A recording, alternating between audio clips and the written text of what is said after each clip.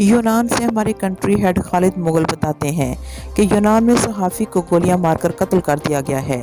मारूफ यूनानी सहाफ़ी योर्गो कार्वाई वाज को मोटरसाइकिल सवार 2 अफराद ने उस वक्त उनकी रिहाइशगाह के बाहर से गोलियों का निशाना बनाया जब वो टीवी पर अपना प्रोग्राम करके वापस घर पहुंचे थे। इब्तदाई रिपोर्ट के मुताबिक मकतूल को 6 गोलियां लगीं, जबकि जाए वक़ुआ से 17 खौल बरामद हुए। पुलिस ने जाए वक़ुआ और मकतूल के घर को घेरे में लेकर तहकीकात का आगाज़ कर दिया है।